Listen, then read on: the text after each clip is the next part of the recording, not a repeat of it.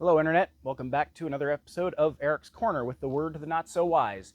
Um, Today, I'm going to dive straight into mass shootings and the problem versus the solution. Now, I saw I don't know who said it, but they said something along the lines of, "Sure, we have all these weapons and firearms in America. You're going to have tragedies, but without them, you're going to have genocides." Government wants to take your guns because they're up to things that you would shoot them for. And I just did a video about police officers and them getting caught in the middle. Well, I mean, their job is to keep order and come to your rescue if you're in a vehicle accident, solve crime, all that good stuff, which is great. But they're also there to protect the government, and that's not okay. It is actually against the oath of enlistment to turn firearms as service member of the military to turn firearms on the American people. Now, it has, of course, happened, but you know, guns are not the problem. I would keep guns poised all over my house, but I have small children, so I've got to keep them locked up in a safe.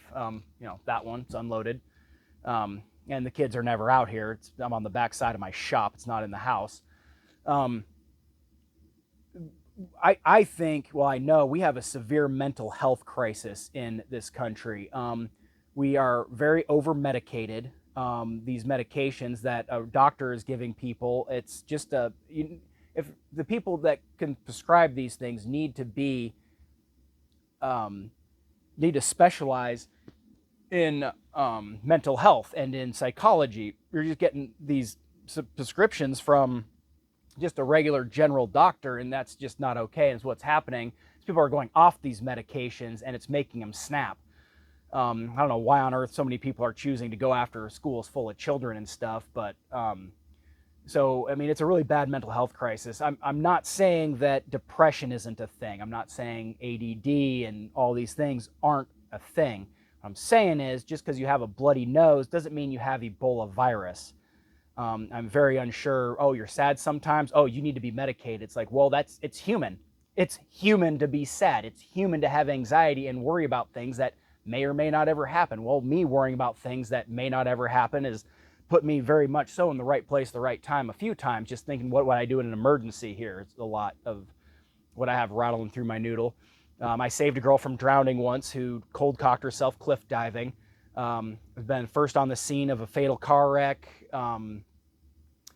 There's actually quite a few, and my sister was like, "Why are you always around for these things?" I was like, "I'm not." And I thought about it. I was like, "Oh, wow, I've got like 7 or 8 of these stories." There was a motorcycle that caught fire next to a gas pump. I went and hit the emergency shutoff and ran around looking for a fucking fire extinguisher because there wasn't one by the emergency shutoff. The signs were below a big truck that was sitting there, so I couldn't go to the fire where there were fire extinguishers, um, and other things. So when you say, "Oh, well, you wouldn't really do that," well, I mean, yeah, I mean, I've been in situations where I've handled them very well. Um, so, I mean, armed security at schools. Teachers need to be allowed to be armed. I have a buddy, I can't name who. His dad is a career principal, and he told me he does have an AR-15 stashed in his office, which is fantastic. The teachers, or at least at least the principal, you need to be trained to use them. Also, picking up an AR-15 or a pistol doesn't make you fucking John Wick. Okay, you need to train in it. I mentioned I have combative martial arts training. I have very minimal weapons training. I don't carry a gun. There's no reason to. I live in a small town in the bush of Alaska. I mean, it's just not really something you'd usually have to deal with. And as I say that, actually, a couple years ago, a cop actually took a bullet in the arm just at the store right down, not actually exactly 3 miles down the road from my house. But again, I wasn't there. It's not a usual thing to happen. So, I mean, if you choose to carry a gun, great, but be trained how to use it. And I'd recommend martial arts because I can take that with me everywhere. I mean, the amount of training it takes to effectively use a gun is probably at least 20% of what it takes to effectively use martial arts.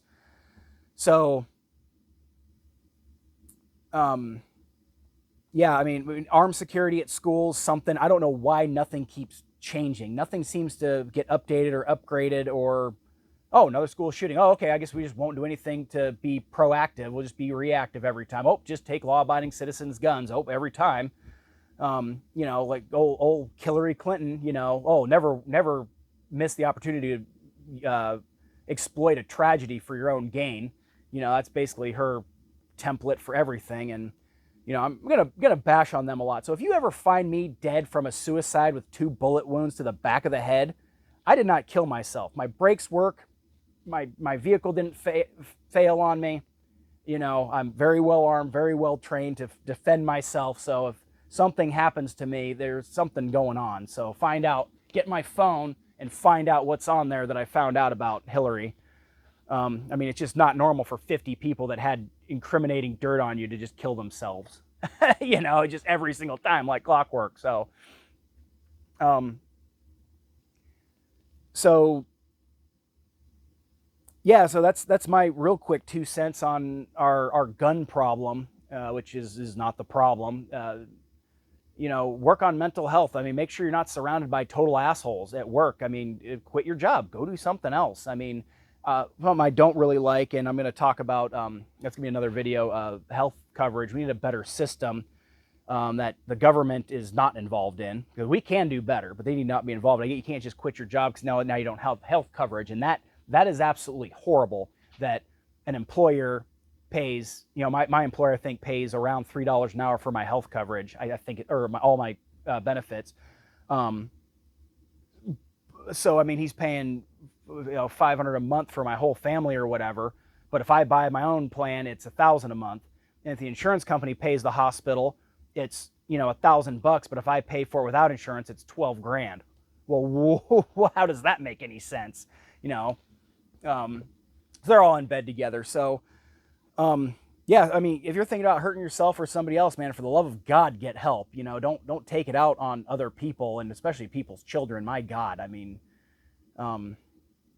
you know, I mean, again, I'm not even all for shooting these people. Throw them in prison, make them regret it. You know, I mean, killing them or, you know, them, you know, murder suiciding, just taking the easy way out. But they're all cowards anyway. So that's my 2 cents on the gun crisis. Don't give your guns to the government ever. Yeah, thanks for watching. Smash that subscribe button, and I hope to see you again real soon. Have a good night.